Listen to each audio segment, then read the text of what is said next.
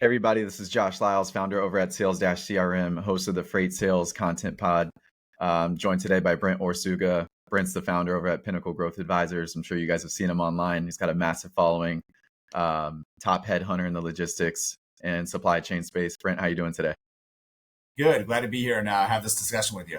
Likewise, man. Excited to jump into some topics here. First thing I wanted to ask about headhunter. I love the label of just headhunter versus just like typical recruiter. Tell me why headhunter and like what that actually means. Because the two are completely different. Like when I think of recruiting, I think of somebody that is focused on inbound activity, sorting through resumes or trying to find, the best out of a big batch. That's one dynamic. That can be a hyper growth moment where you kind of have that need. Headhunting is completely different. Headhunting is like being a sniper, right? You are getting paid a premium in theory to go steal someone away from somebody else. That's what companies are coming to us for. So there's a completely even different skill set, approach, method to the madness, if you will, as far as that goes. And I like to really make sure that people know the difference in the two. And I've heard you say before, because I've seen you speak at TIA and other places, but Yeah. the reason why it's so important, because you've said people are the competitive advantage, right? It's a number one thing that you have that any company can separate from anyone else. A lot of times, even in our space, like the 3PL brokerage or whatever, everyone's doing the same thing.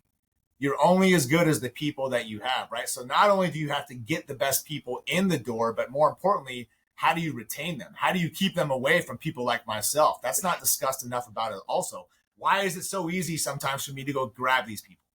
No one talks about that, right? And I know the reasons why, but I don't think a lot of people actually engage with their current team to understand what's working, what's not. How do I avoid them from going somewhere else? Because there's a cost associated to losing somebody as well as on board. So you just went out to Chicago. I love that you go and do the on-site visits, the city visits to where your customers are and where the action is. In Chicago, I mean, everybody knows for logistics brokerage is pretty much the mecca. But what did you, coming out of the visit for this year, being in 2025, like what did you come out of it just from all the insights? Yeah, look, every year is different. It's an annual trip I do right before July 4th, right, mid part of the year. And I want to kind of assess the state of things. This year, I was very busy, and I intentionally treated this year a little bit different. I was out in the suburbs. I was in the city. I went to $20 million companies and I went to $5 billion companies, top 20 brokers, right? I get in those rooms and everything in between. I will say that there was a lot of talk around when's the industry going to flip? Trump gets in 25, we're all going to explode. That's not the reality. That did not happen. So what I'm hearing is that the market is the market. I don't expect a lot of change even as we wrap up the last part of the year. So what that means is a lot of these companies are in, I don't want to say a holding pattern, but they're in we need to navigate these waters. So no longer can I hold on to dead weight. Think about what you're not seeing anymore. Do you see anyone hiring Freight 101 classes with new grads?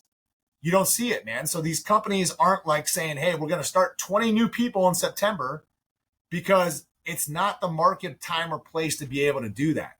So companies now are doing more with less. There's really, like you and I were talking about, there is a hidden job market that people don't talk about. Everyone is evaluating their roster and trying to upgrade what they have. I don't care what company it is, about 20 or 30% of your sales force shouldn't even be on your team. So those jobs will never be posted because I don't want to spook people. But there is a constant flow coming up that is the theme of 2025. How do I upgrade every seat so every seat's at a premium? I'm curious about because I think, with TQL's model, they kind of, in terms of the hiring classes and stuff, I don't feel as if I still see some of it, but I feel like it's not near as popular as it was. Why do you feel like that historically may just not be the case anymore, for that to be the style of the classrooms coming in of, 5, 10, 20 people at one time? Because no one has an appetite to lose money. I don't care who you are. The reality is you're losing money on those people for 6 to 8 months. Because think about it. I'm going to get them in a classroom. I'm going to teach them on whether it be the carrier side, whether it be the customer side. If I go to the customer side, I'm going to try to pray, hope, and wish that I can get them up to 5, 10, 15 grand a month in GP. Are they really set up to win in an environment like this? Are they really going to go out there and compete at a high level? Or am I going to set them up to sell on price? Because selling on price is not a skill. If I sell on price, I lose on price. So I would actually be hurting these people in a market like this rather than helping them. So I think companies are smart enough to realize that. And here's the other thing too. Companies would rather reallocate those dollars. So I know companies that are saying, hey, we have, 12 people at 50 grand. I want to eliminate that. I'd rather go get 6 people, pay them 100. The dollars are the dollars, the budget's the budget, and get a higher caliber ROI. That's a real thing happening out there too. Again, I'm just upgrading and trading dollars. It's like a salary cap in sports. So now I'm a general manager, but budgeting that. That's the reality.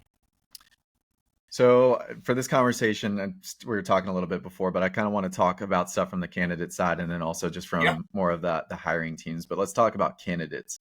I always, from being a previous sales manager myself and at 2 different brokerages and then also at Tesla, I'm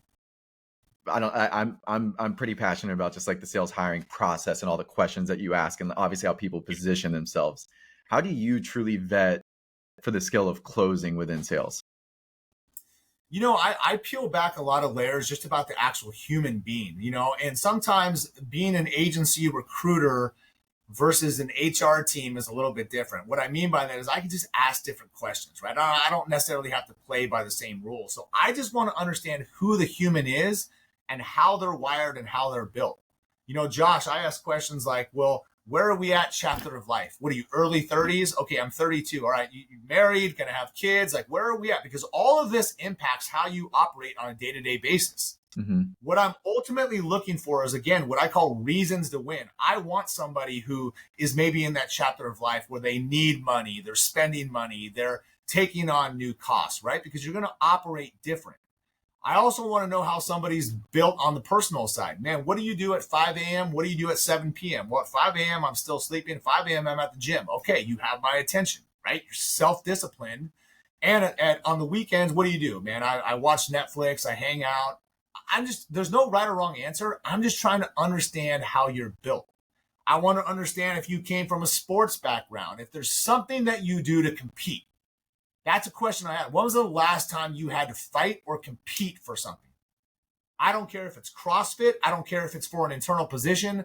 I don't care if it's to be a little league coach in your town. I just want to know that you have experience battling against someone and that you actually care. We live in this world of participation trophies, but that's not the real world, man. Not everybody gets a pizza and a gold star. True. And so I really, again, want to understand how somebody is built to decide or decipher if they're going to get through my fingers. Makes sense. So you do a lot of education just in regards to the content that you put out in terms of like how candidates can position themselves, to potential employers. What would you say are some of the most attractive candidates? What are they doing to really separate themselves? They know how to control the narrative, right? So I want to know, just one of the questions I ask, I go loose. My phone calls are pretty easy. They're totally conversational. And all I say is just walk me through a day in the life. Like, what's a day in the life for you, right? You walk in at 7 a.m. What happens? What do you do? And what I'm ultimately, again, looking for, no right or wrong, but I want to see if they have a sales process. A sales process can be as simple as, 7 to 9, I'm going to be going on Zoom info. I'm going to be doing my due diligence on, who I'm going to target that day. I have a set goal that I want to make about 40 outreaches, whether that be a combination of calls or emails. I'm going to kind of stick to that program. I'm going to actually have these kind of scheduled calls. I want to know that there's something, that you're not just playing loose. Because when you play loose, you get loose results. So that's a really big part of it too. And then I want to know numbers. Like, I get granular with guys. So I'll be like, Josh, walk me through last month. What's your monthly GP? Guys, anyone that's talked to me know I say the same thing. It's like points per game in sports. Yeah. I'm just trying to understand where you are. Are you doing 20 grand? Are you doing 100 grand? It tells me a lot. How many accounts is that spread across? How many of those accounts did you turn on yourself? Are you going after mid-market and small, or are you going after enterprise? Do you have a thing? Are you drive-in? Are you reefer? Are you flatbed? Are you expedite? Do you go after food and bev? Do you go after automotive? Like, do you have a little bit of a niche? Again, Do you have a strategy and do you have a sales process? If somebody just tells me that they're transactionally focused, chasing spot board freight, all they are is a vendor, not a partner to a company. I'm just the cheapest guy in a lane that specific day. And especially in this whole book of business world, you think that transfers? What is your skill set? That I can send 15 emails and be on it with other people and again, sell on price? It's the worst thing you can do. I'm not giving value. That is a transactionally focused relationship. Yeah. I guess just even with that, how good are people actually staying in touch with you? Right? Because I'm sure they're just probably coming to you when they actually have a need, but are candidates and people pretty good about actually just staying in touch with you in general, just because it's like, hey, I may need Brent in the future? For sure. The smart ones are, because again, it's all timing with this stuff, right? So they want to be on my radar as well, because again, you don't know what you don't know. Your head is down doing what you do. I'm behind the scenes studying the market. I am dialed in, right? And my world can change weekly. There's people that I've placed 7 years after having a conversation with them. This year, I placed someone 10 years. I first spoke to them in 2015. Think about that. And then just every couple of years, check in. And something popped up in Indianapolis. And I'm like, this is crazy that we've taken this long. You want to have a relationship with a recruiter, especially a niche specific one, because I can give you a very good lens into the market. And I hate to say this, especially in the year of layoffs, the best time to find something is when you have something. Because what it does, Josh, it gives someone like myself and you leverage. Because I can now go to a company and say, hey, you got to give this guy a reason to move. Give him a reason to move, whether it be pay, whether it be benefits, whether it be whatever. When you're on the bench and you're on the sidelines, I hate to say it, you don't have that ability. That's a God honest truth. That I was kind of, I've always been sort of curious about too with just sales talent, because I feel like, and this, I could be wrong on this, and I'm not going to say that this is the case every time, but a lot of times the top performers at certain organizations, they're not looking and they're probably making a lot of money, right? So they're not actively looking. Is that, would you say that that's the case, but it's just about staying in touch with them for the time that management pisses them off and like makes a commission change or something like that? Totally. I mean, those are the people that I want. Yeah. I don't want the 1 year guy. That's the level I'm playing at. But here's what I tell those people as well. Especially, this is what's crazy about the last 18 to 24 months. There's always been this psychology. Well, good salespeople don't get fired, right? This guy, he's probably a scrub. That's why he got let go. That's not the case. A lot of times companies will look at somebody like that who's making $300,000, $400,000, $500,000. And if I'm in a tight budget dynamic and I have to cut some salaries and cut some dollars, my mindset's going to be, well, shoot, I can go remove $500,000. I'm going to keep the accounts. This guy's under a non-solicit anyways. So it's not always the case that only low performers get let go. Sometimes it truly is, in markets like this, a monetary decision. You know how they say you might just be a number? Well, your numbers might just be the problem, the reason that you're out. It's real talk, man. Yeah. And I mean, some teams will, high performers revenues wise, or GP wise, sometimes culture fit, they may not be a good fit. And they can be the ones where they say, hey, we don't want somebody with that culture, and maintain the book or whatever.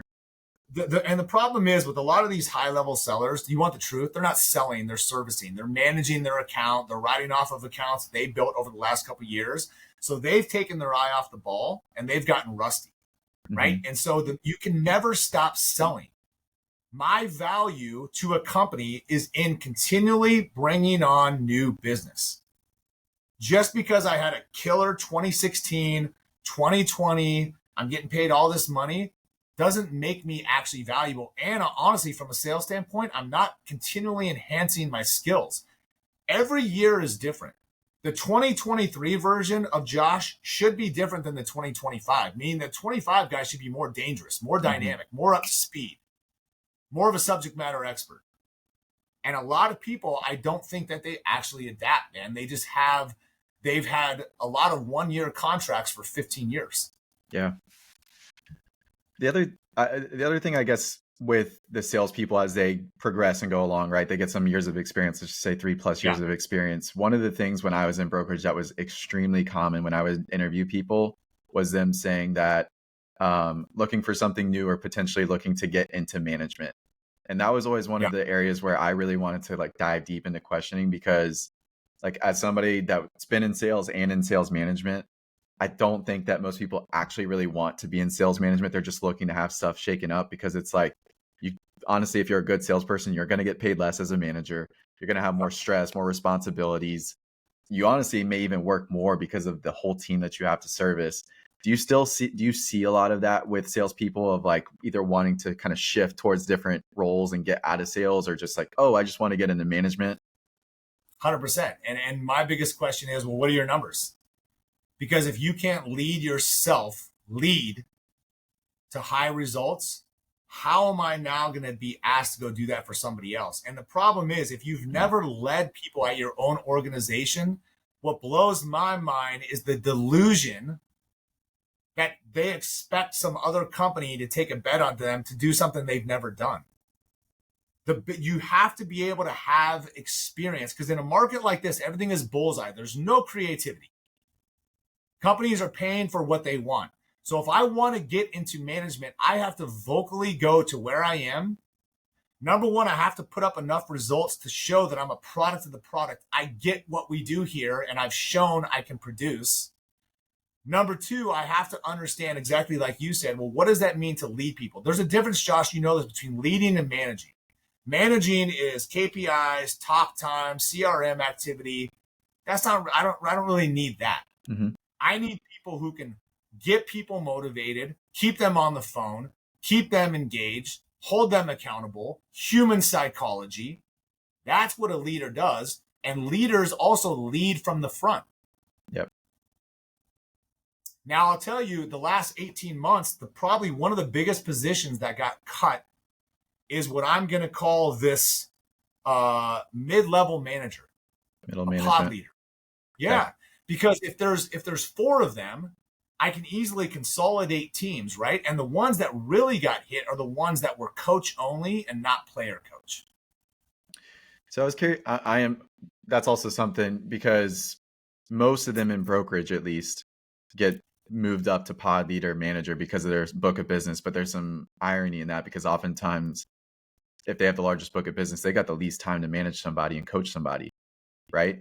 So how do you see the more effective teams on that actually structuring that among their team, whether it is for promotions to sales management, or are you seeing some of the more effective teams maybe just having a just dedicated sales manager, not managing a book and just managing the reps? Do you see anything on that? Yeah, I mean, it's definitely shifted the last, like I said, 18 months, because we went through a market where it was kind of all hands on deck. It wasn't by choice. It's just like, hey, we got to navigate these waters, so like everyone's going to be in it. Mm-hmm. And what I saw is a lot of people that their ego got in their own way. Well, I've already paid my dues. I'm not going to go back and sell. I've been there, done that, right? So that actually worked against them. Leadership is a skill set in itself, right? So I think that a lot of companies, they really need somebody that can get in there and get in the trenches and kind of show the way, right? Show these people exactly what to do, because that's the only way you're going to navigate through these challenging markets. And then last thing, I'm curious on the candidate side, have you been seeing any more recent, I mean, it's been the topic since COVID, but just between office and remote, like just in regards to candidates positioning themselves versus office or remote, I feel like for the companies that I've been talking to that we work with at Sales Dash, a lot of them will be like, hey, if you see any salespeople that are out there looking, let us know. And for me, the main question I'll always ask is like, remote or in office. Yeah. What have you been seeing there? I still have a lot of remote opportunities. It's only going to be available to certain calibers of people that have, number one, probably already done it. Number two, shown experience that they can do it. But a lot of these companies, especially even in Chicago, they want people back in. And, a lot of times the hybrid is kind of the new dynamic. I know companies that are 3 and 2, 4 and 1, but a lot of these guys are back in the office 5 days a week. This industry is different, because if I'm a younger person too, number one, I've always said this, things are caught, not taught, right? If you and I and 5 other people are sitting next to each other, I'm just going to pick up some things. I'm actually going to get better through that process, because I'm going to hear real life examples. You can sit in a classroom, you can whiteboard, you can role play all you want. Until you go through real life scenarios of how to navigate something, it's completely different. Number one. Number two, this industry, you have to be able to have a pulse on the operations because things go quick and things can go sideways quick. There's value in me being able to walk down an aisle and put out a fire as opposed to going on teams and trying to have that dynamic. Some things we just need to be able to kind of talk right next to each other. Hey, brother, how are we going to get through this? And we navigate that as opposed to this. This industry is different. Not everything's A to Z, black and white. Yeah, and I was just talking to John Rivers, who now is doing more consulting, but he came from Coyote Logistics, and one of the things that he was talking about in our podcast was he's just like, man, the biggest benefit that I had was just to listen to those around me, that were just top salespeople at Coyote, and that's ultimately what helped him. And he's just like, these days, because he was just previously the CEO at another brokerage, he's just like, people have their headphones in, they're not listening, really learning from each other, and that was something that. At this point now, just doing what I'm doing, no real insight into, but it makes a lot of sense. I mean, I think about my sales days. Yeah, it's you got to listen to the calls. You want to see how they're writing the emails and how they're approaching their follow-ups and what their cadence looks like. And that's where I think that there's a huge benefit to the in-office there. Yeah, and not just that, but I mean, I even look for energy. I mean, one of the things when I go into these offices, part of it is because like everyone's going to talk about their culture and all this stuff. I want to see it. I want to feel it. And I want to hear it. Is it a loud environment? Is it a quiet environment? I don't like quiet environments from a sales standpoint. That means that you're probably email heavy, right? And kind of playing defense, not offense. I like the buzz. I grew up in the Wolf of Wall Street, boiler room type environments where it's contagious, right? I like somebody to be a little loud. I like people that are standing up. I like standing desks. Shoot, when I used to manage people, we used to take their chairs away until they would close deals, right? You're standing up. Motion equals emotion. So I came up in a little bit of a different era, but there's value there, man, because that is contagious energy and there's a buzz that you can't replicate and you can feel it in an office. That's a really fun culture to be a part of too. So transitioning to the hiring teams, what are some of those teams and the traits of those leadership teams doing to actually attract some of the top talent that's out there? I think that they're relying on their network. I think that there's been a shift even in the last couple of years. We went through, and I don't want to get too much into like the whole Gen Z thing, but we went through a period post-COVID during that spike where everyone wanted young. Everyone wanted young. Now I've actually seen it, which is crazy, flip the other way. I've seen a big push for almost like the 35 to 45-year-old age group again, because here's why. Yeah, because people have gone through hard markets. Think about it. If somebody came into the industry in 2020 or 21, think about the delusion that they have of how easy it is, right? Yeah. I wasn't selling, I was servicing. I'm like, oh my God, there's 100 boats in Long Beach. This is great, right? It didn't help those people out. So if I've gotten someone who's been through 2014, been through 2018, gone through some cycles, a little more mature, developed a skill set, that is attractive to me all of a sudden. So again, there's a lot going on, but not a lot of people are talking about this stuff. Yeah, that's an interesting take. Is the top role that you're still seeing that most brokerages are gunning for right now? Sales?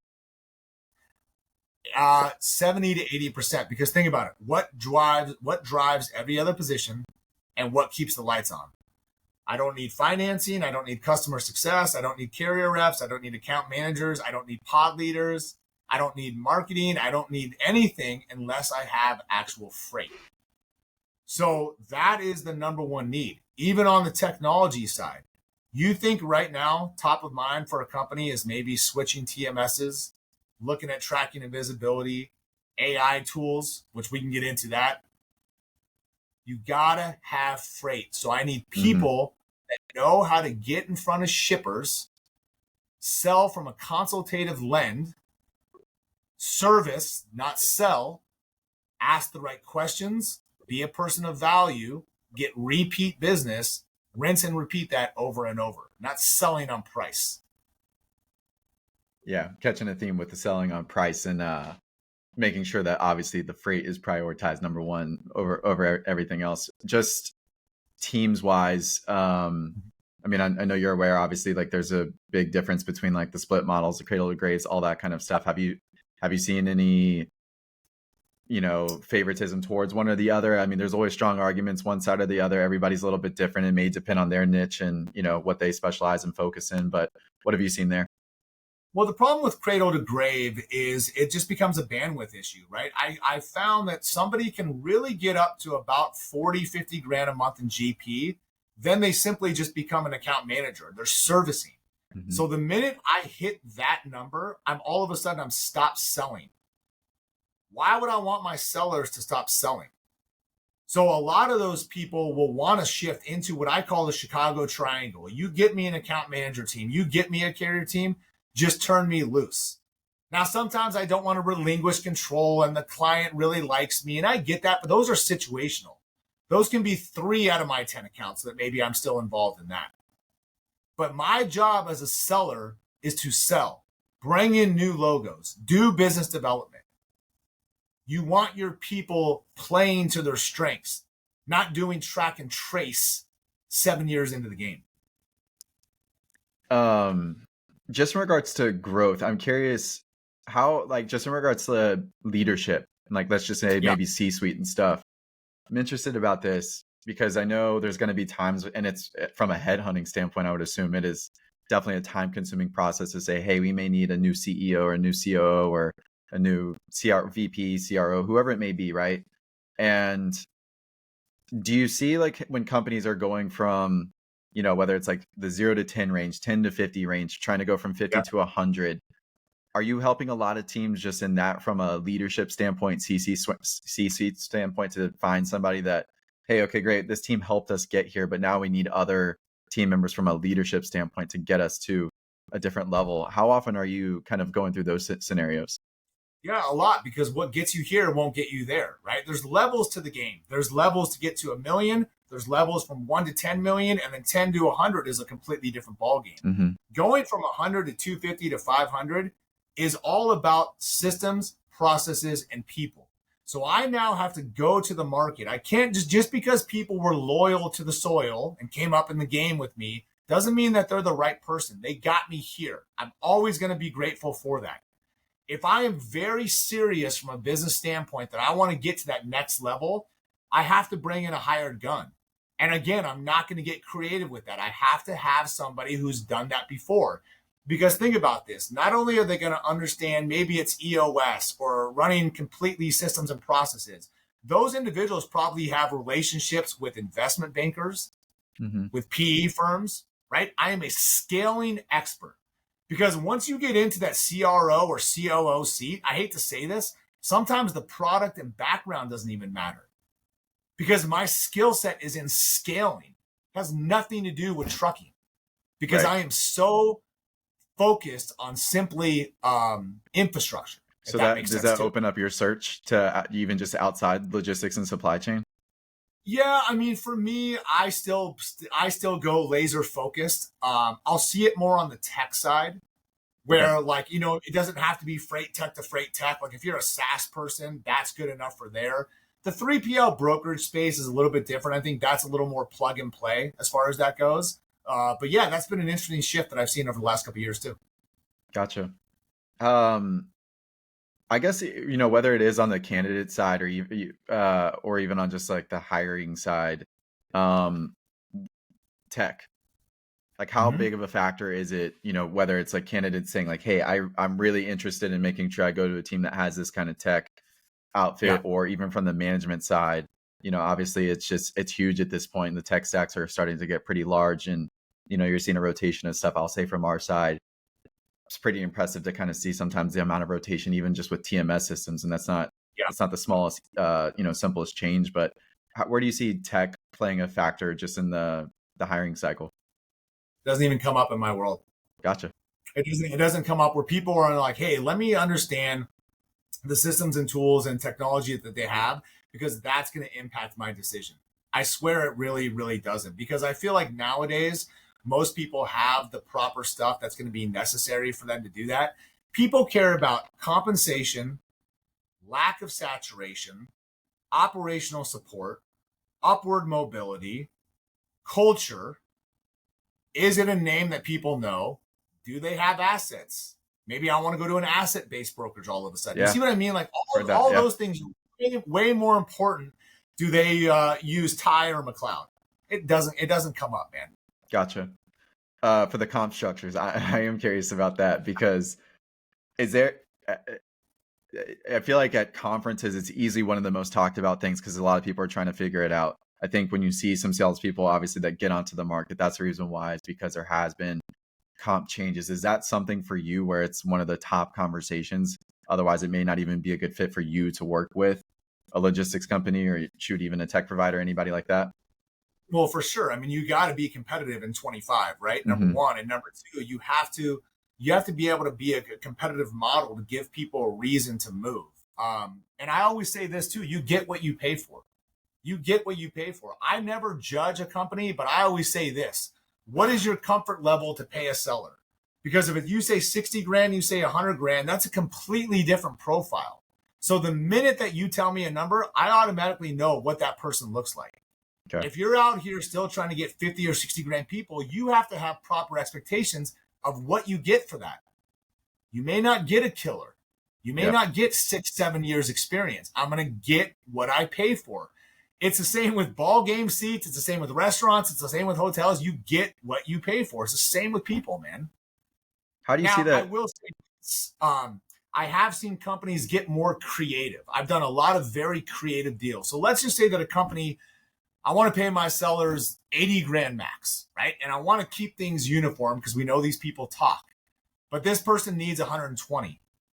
Well, all of a sudden, I got to bridge that 40 grand gap. What I may do is what I'm going to call a guaranteed commission, a ramp up. I hate that you use the word sign on, but all of a sudden, I might give that person $3,300 a month to bridge that gap and move that needle up. Creativity is at a premium right now, too. Do you see, I guess for the salespeople, just in regards to their splits, right? Because sometimes I feel like from a little bit of my experience, like, hey, you could have the higher salary option with the lower commission option, lower salary option. But for the top performers that you're working with, is it just high salary, high commission, or they're just like, look, I want to just go wherever it has the absolute most upside for commission possible? I'm not seeing a huge appetite to go out and pay these big salaries right now. Okay. I feel like even with a lot of the sales reps we place, it's different because here's why. Usually like enterprise sellers, what do they want, right? $140, $170, kind of that range. Well, all of a sudden, am I really excited about an enterprise client that I'm going to have to go wait months and months to get in? I'm going to have to play the RFP game. Those are home runs. They're great, but I'm not going to feel it right away. I like base hits. So all of a sudden, if I'm going to go pay 100, 120 for somebody, even as that seller comes aboard, they have to have the expectations. I got to turn freight on pretty quick. Mm-hmm. Again, every season is different. That just feels like the season we're in right now. If somebody's going to pay a seller, they better go sell and they better turn on some freight pretty quick. There's short leashes out there for sure. Yeah. So I feel like with a lot of the conversation on LinkedIn, there's a ton of like the recruiters. There's always a ton of BS. But just in general with the agent model, I'm curious about your takes on the agent model. Have you seen that being more disruptive? Because I've even talked to some customers of ours where, they're traditionally just W-2, but now like they've started to even bring on a couple agents. We've got a couple teams that are just almost like split in half, 10 W-2 sellers, 10 agent sellers. What's that been like from your seat? Yeah, the agent stuff is interesting. I personally think there is an over-glorification of what I'm going to call entrepreneurship. I think that people look at Instagram and think it's easy and think it's simple, and I have this laptop lifestyle, and I'm just kind of working from the gym and working from the beach.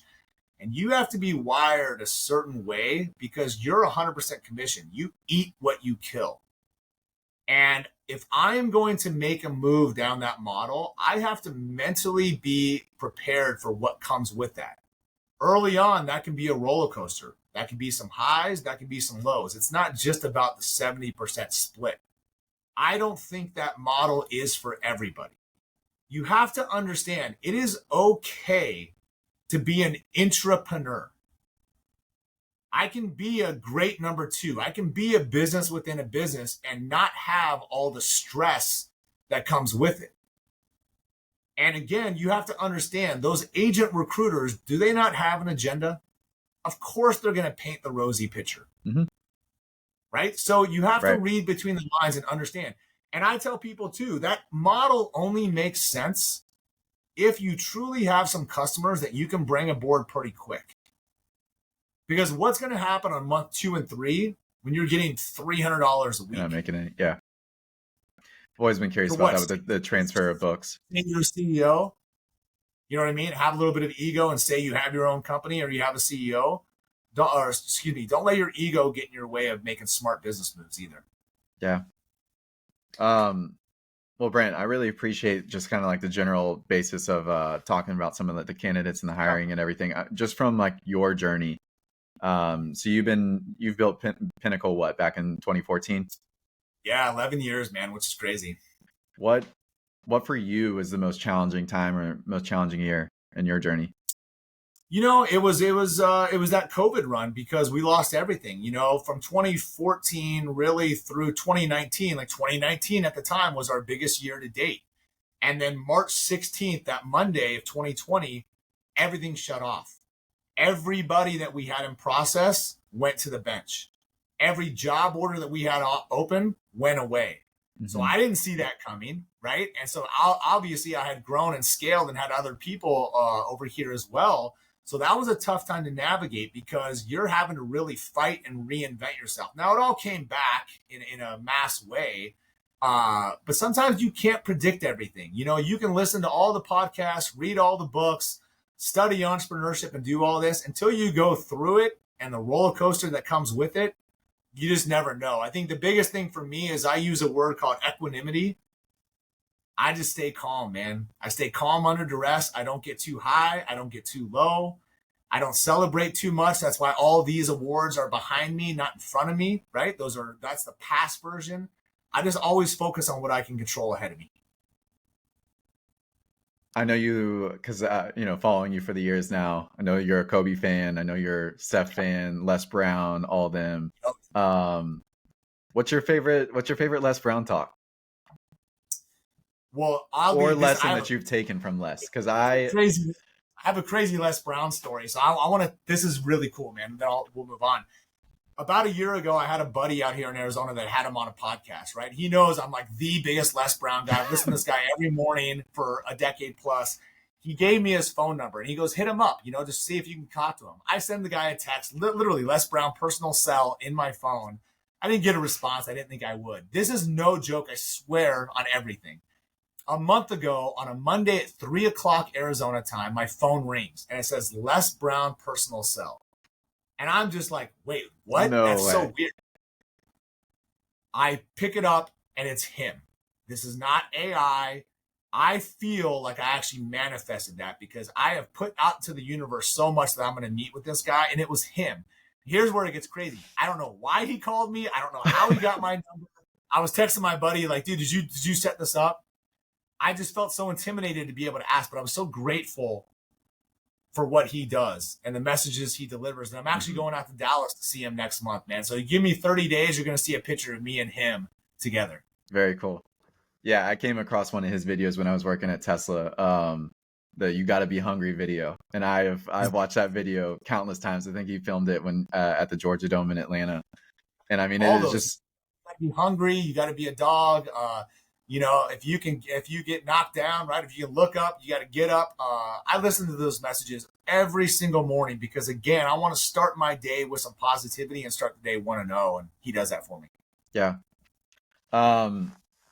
How does for you, because I mean, you're talking to people all the time about the people of their business, and at the end of the day, like that's the core for people in logistics. But I don't necessarily like love the word balance, but I mean, obviously I know you've got wife, kids, staying in shape, playing, shooting hoops and all that kind of stuff. How do you just go about managing like the business in itself, because it seems like it's a beast. And then you've also got this outside life. What is that, on a week by week basis, for you to just kind of stay in a level head? Discipline, structure, and time blocks. Okay. Like discipline, structure, and time blocks. So like for me, this is no joke, man. I wake up at 3:15. I go to Lifetime right when they open at 4. I'm there till 6. I come home. I play dad 6 to 7. I go drop a kid. I come into the office. I'm a couple hours behind most people too, so my days start earlier. The minute I walk into the office, this is a performance center, distraction-free zone. I am here to play ball. The minute I walk in, I play what I call offense, not defense. I want to push out what I want to get out of the day. Where are we at with interviews? Where are we at with jobs? Where are we at to move the needle on some stuff? So I kind of dictate the pace. Then I let stuff come to me. A lot of people, they just kind of get into fires right in the morning and they never let themselves get into a groove. From there, again, once I go home, I got to play dad. And then I'm going to piggyback back into work. So I'm probably the last person to talk to about balance, but I'm really good at kind of flow. Look, man, I have big goals. I have big ambitions. I don't need balance, but I've become pretty boring too. Yeah. Like I only go to my house, I go work out, and I come to my office. Yep. I'm in a chapter of life at almost 50 where I'm not really trying to have a lot of extracurricular. I don't need that. I'm on a mission, man. I'm the one guy in my family that's going to have to do some big things. So that pressure is a privilege, but it's not something I take lightly. So for your goals, I know the goalpost moves. And I thought that was really cool with what you said about the awards being behind you and you focus, with what's in front of you. What's your next big goal? I want to look, in my model, this is not something where really you can sell it. There's an exit, right? You have to use this as a vehicle to be able to do things. I just want to be the dominant, man. You know me and you know sports. I want to be Jordan. Someone says supply chain and recruiting. I don't want there to be a second person that comes to mind. I want to dominate, not compete. That's how I operate and that's how I live life, right? But you have to understand what we do is very rewarding. There's 3 main parts of everybody's life: where they live, who they're in a relationship with, and where they work. I have the ability to impact one of those. I don't take that for granted. So I get to win last. But the success stories I have, man, if that doesn't keep you going, I don't know what does. I'm not selling hardware. I'm not selling insurance. I'm not selling mortgages. I'm selling dreams and career trajectories. That gets me out of bed every single day, man, to change lives. Really, I take it that serious. I love that. Well, I'll say this, man, because this is the most that I've gotten to chat with you about, just from watching you at the conferences, seeing your stuff online. But just from one person to another, one founder to another, I don't even need to go honestly listen to the brokerage hiring talks and everything. But you just always have really insightful stuff, and your energy is contagious, and just a lot of respect from afar. So it's really cool to see just the audience that you built, the reputation that you built. And with what you do. So really appreciate you just taking the time to, answer all the questions, talk about what you have going on in the market. And, hopefully we can do this sometime again next year or the year after and get a better pulse for 2026. For sure, man. I hope we just gave some value to some people to really kind of wake them up on the reality of 2025. It's a different year. Likewise. Well, if you're not connected with him already on LinkedIn, you should be. Make sure you're following Brent Orsuga on LinkedIn, especially if you're in the logistics, supply chain space and brokerage, listening to this, whether you're a candidate in sales or in operations, or even just if you're a brokerage listening. This is going to be some obviously really great intel for how you should be approaching the second half of 2025 and going into the next year. Brent, really appreciate the time. Thanks again. Cheers.